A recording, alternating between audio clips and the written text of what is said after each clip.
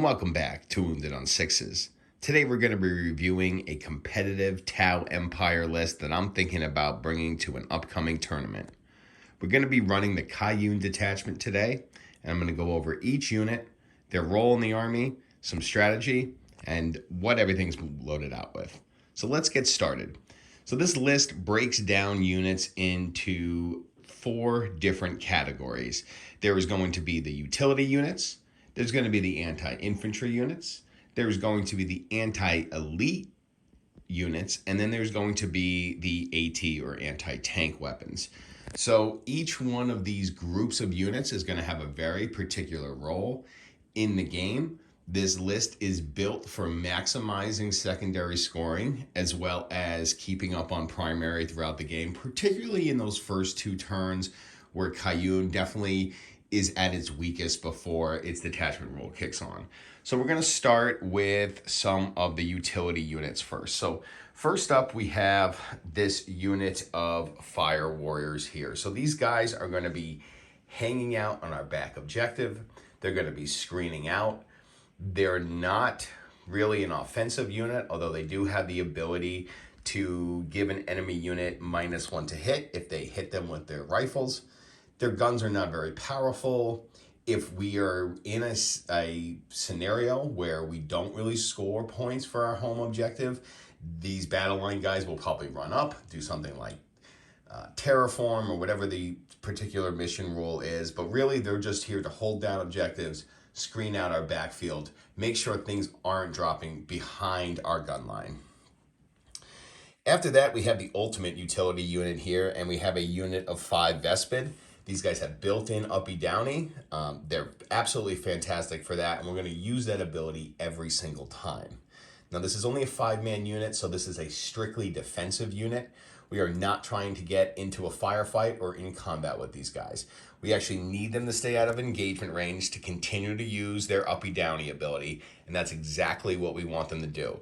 We want them to have as little profile as possible on the board. We don't want them getting shot at. We want them coming up and coming back down and scoring all kinds of secondaries for us. Behind enemy lines, engage on all fronts, but not just those. A containment on a distant board edge, or even a sabotage where we drop them into a no man's land terrain piece. I mean, the possibilities are endless, and these guys are going to score us the majority of our secondary points right here in the Vespid Stingwings. Finishing off the last of the utility units, we have 3 units of stealth suits.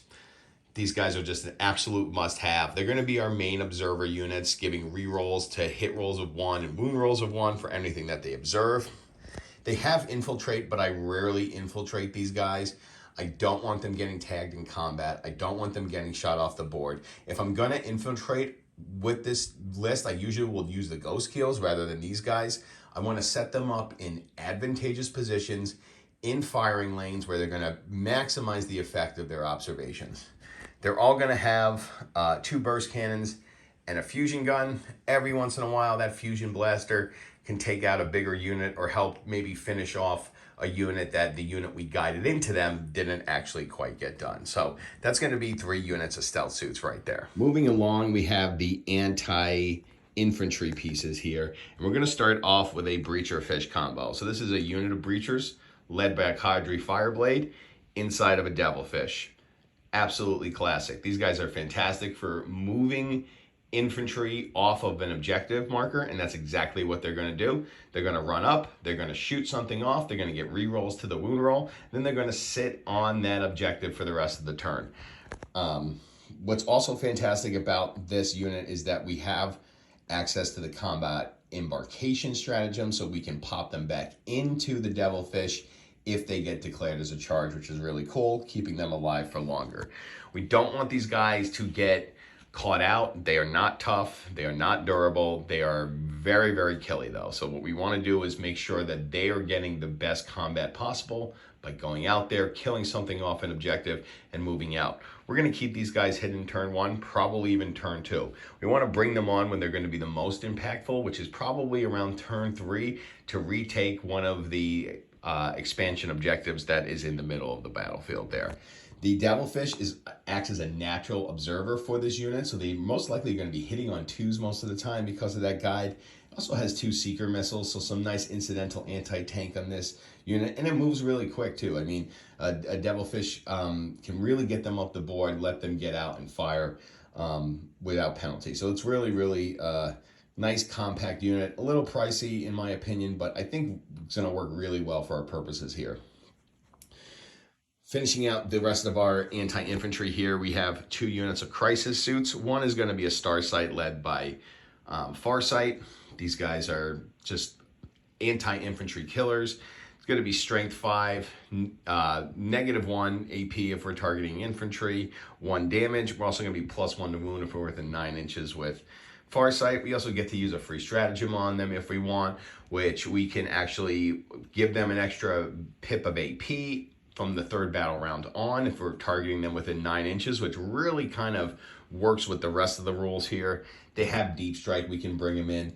This unit can really mess up some some infantry. I've taken out a 10-man unit of pink horrors in 1 shot with them before. Really, really spicy. You know, they have the deep strike. We're a lot of times going to try to get a free rapid ingress off one of our stealth suits using their targeting beacon with this team, just to get them down. That way we can run up with Farsight, do our attacks, then maybe do a charge, a tank shock, and let Farsight finish off the unit if we need to there. They're also going to have a unit of fire knives with them. They're going to have the missiles, along with the enforcer who's going to have the missiles. This is going to be a unit we're most likely going to start off the board because they have 30-inch range, full rerolls to hit if the unit's at full strength, their hit roll can't be modified. So they're a great fire support system. And while we could definitely choose to deep strike them, and in some games we may, I really like having them start on the board because they're just a great fire support unit and can really take out early infantry trying to stake out a claim on one of the middle objectives, because we are a little no man's land shy in the first 2 turns with Kauyon, and these guys are going to kind of help equalize our timidness those first 2 turns by taking out stuff. And really the whole point of this anti-infantry here is that all these weapons are strength 5, strength 6, strength 7, at least 1 damage if not 2 with the missiles. And these guys are really going to be taking out those 10, 20-man units, those tough to move infantry units that are going to put a lot of OC on the middle objectives. Moving along, we have the anti-elite infantry killers here. These guys are also good screeners as well. 2 Ghost Keels and a Riptide. These guys have a strength characteristic of strength 7, strength 8, but high AP and multiple damage, 3 damage attacks, which is really good at taking out large chunks of infantry, Terminators, Space Marines, Cataphront Breachers, things of that nature. 3-unit models, 4-unit models, 4-wound models that are pretty tanky and need to be taken out quick. The Ghost Keels I like a little bit more than the Riptides just because we're taking Kauyon, so we have access to that wall of mirrors, which means we can pop them into strategic reserve when we want. We can also do that with our stealth suits, which is really nice. The other reason why I really like the stealth suits, especially with the cyclic ion rake, is because they have a 36-inch range with their big gun, but can't be shot outside of 12 inches. So what's something I really like to do is, especially on like in a mission like Search and Destroy, where you have that natural expansion to your left or your right of your base, depending on what side of the board you're playing on. And I like to put both of these into an infiltrating position by there, and I call it the Build a Night Workshop, where I get 24 wounds, all have blown up, 12 shots, strength 8, -2, 3 damage shots, plus the fusions when you come in closer to them. It can make for a really potent firing base, whereas a lot of people are like, well, the Ghost Kills don't really do any damage. Well, if you have 2 of them shooting at the same thing and making their presence known on an objective, it kind of forces you to deal with the distraction carnifex that they are. And the great part about that is we can choose to wall of mirrors them off the objective if we want. We can also, from turn 3 onward, have them come in, try to take our objective, and then tempting trap them so that our Ghost Keels and maybe even our Riptide are now +1 to wound. So now our strength 8, high impact guns are now strength 9, Maybe we're killing a light tank piece or a transport that's trying to roll up on an objective filled with, you know, squishy infantry guys in between. Those kinds of strategies of like coaxing our opponent in and then maybe either disappearing or making it so that they're in a kill box is really important. That's what these units are really good for.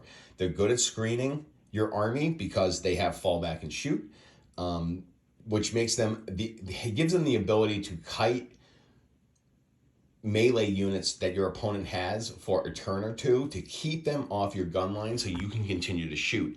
And then once you degrade your enemy's capabilities, especially to take out your bigger vehicles and stuff, you can then start taking over the game and really mitigate those melee units coming into you. And these guys are what's really good about that.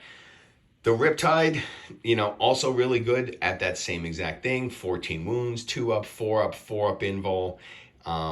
It also can fall back and shoot, and it can't have its hit rolls modified, so you can stay in combat. You can choose to fall back. Great move blocker this guy is too, because he cannot be locked down. And those 14 wounds with a 2 up, 4 up are a lot to chew on.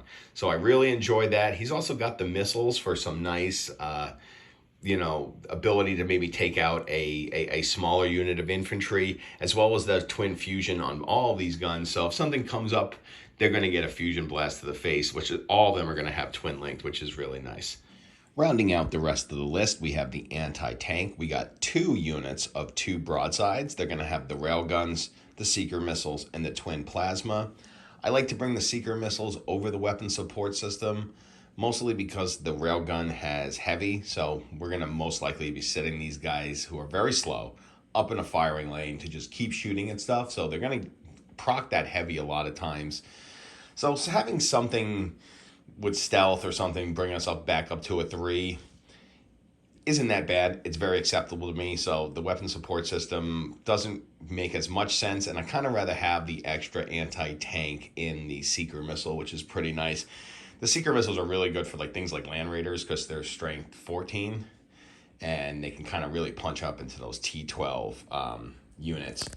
The plasma gun, I could take it or leave it. I wish I can kind of swap that out for the weapon support system, just because it's never really killing anything unless it's in conjunction with the rest of your weapon systems. 9 times out of 10, I'm going to start at least one of these units in strategic reserve, bring it on to the board maybe turn 3 when we're able to proc those sustained hits. That's when these guys are at their most deadly, is when we can get those sustained hits on their, you know, low shot, high strength, high AP, high damage weapons. Rounding it out, we have the Skyray, my favorite anti-tank piece in the Tau army right now. The ability to just wreck anything with fly is awesome, and there's a lot of things with fly. The velocity tracker that it has allows you to re-roll the hit roll against flying units, and that's on the data sheet, so you get to use that with its secondary weapon, as well as the Seeker missile rack. The Seeker missile rack also gets twin linked, which means you're re-rolling everything against a unit with fly. This is great against big demons, big monsters, you know, big vehicles with flying. There's so much stuff out there that has the fly keyword. This thing can just take it down. And once your opponent sees how potent of a weapon system this is, they're going to try to target it right away, because they're going to be like, I can't let that thing continue to fire at me all game. Highly recommend this weapon piece just because of all the rerolls it gets. It's very, very consistent and absolutely fantastic for your needs. So this is the list, and again, all of these different units come together and they all have their different roles, and you just got to make sure that you are following what they're meant to do. So, you know, like I've said previously, you want to be defensive with your fire teams and your Vespid. You want to be cagey with your stealth suits. Don't infiltrate them. You want to make sure you're picking a good target with this breacher fish. Don't make it so that they're wounding on 5s. You want to make sure that that strength 6 is enough to kill whatever they're doing. Be careful with your crisis suits. I normally like to start these guys in strategic reserve or deep strike and bring them down. These guys I like to start on the board for fire support. Keep your opponent honest. Make sure they're not just charging your lines out in the middle of the open. These guys are great at that. The Ghost Keels and the Riptides, always make sure you're running your cyclic ion rakes. Some people are tempted to use the Fusion Collider. I get it. It's a really good, almost like melted breath spear or demon breath spear. Problem is only 18 inches though, so it gets you closer to being targeted with lone op. With the Riptide, I tend to try to save my Nova charge till I can use the Tempting Trap ability to +1 to wound. That way he can punch up a little bit better. We just talked about the broadsides. Make sure you're starting at least one in reserve. You can even get away with starting both in reserve, especially if they don't have a very horde army. Make sure to keep your Skyray safe and always shooting. So that's the list. That's the Kauyon list that I'm bringing. And again, this list is trying to win the secondary game and keep parity with primary until turn 3. That's your options. If you can keep the majority of your army intact and get to turn 3, there won't be much army to deal with on turn 4, and that's what I love about this list. It's extremely strategic. It's really playing those tactical secondaries very, very well. So let me know what you think of the list. Let me know if you think I should be bringing this to my tournament next month. Go ahead and like the video if you enjoyed it. And please leave us a sub. We really appreciate it. Channel's growing, and I can't thank everybody enough for watching. And please come back for more Wounded on Sixes.